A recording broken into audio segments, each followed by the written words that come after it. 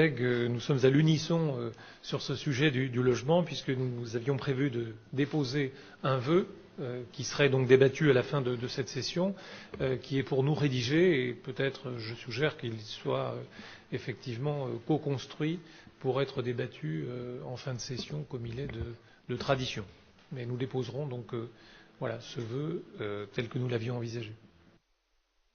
Bien, Monsieur Graffet, vous savez que je me réjouis.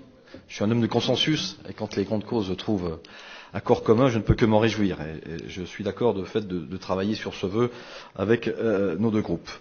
Pour répondre à la question de Jean-Yves Flochon, donc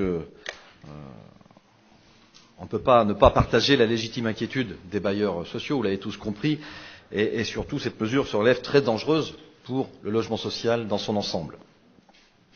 Nous avons évalué cette mesure, pour répondre à votre question, à 20 millions d'euros pour le secteur du logement social de notre département de l'Ain, ce qui représente 1450 logements. Ce n'est pas rien. Mais les conséquences que vous me demandez, elles sont nombreuses. Et je penserai tout d'abord au ralentissement brutal des projets de construction neuve et de réhabilitation, notamment les réhabilitations énergétiques. Et là encore, c'est la double peine pour les entreprises qui travaillent dans ce domaine. Mais aussi ralentissement dans les opérations de vente, et les fameuses VFA, et je pense bien entendu aussi aux promoteurs privés qui seront également impactés. Ce que nous craignons dans l'immédiat, c'est un comble pour une mesure qui se présente comme étant en faveur des locataires, c'est que des programmes de rénovation de logements ne se fassent pas.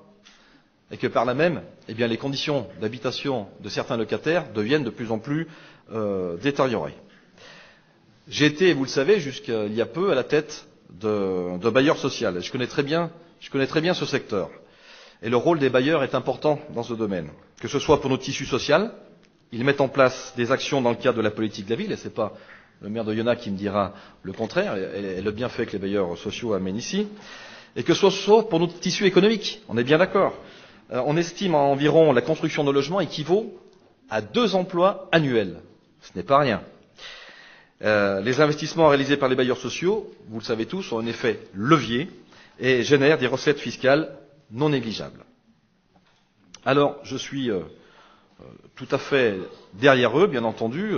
Les bailleurs sociaux ont tenu le 5 octobre une conférence de presse, et je suis tout à fait d'accord, bien entendu, avec eux, et je suis aussi tout à fait d'accord que nous formulions ce vœu en commun pour alerter le plus grand nombre. Et moi, j'y ajouterais même une chose, c'est que le vœu que nous allons soumettre aujourd'hui, nous puissions l'étendre à l'ensemble des communes du département, qui elles aussi sont impactées.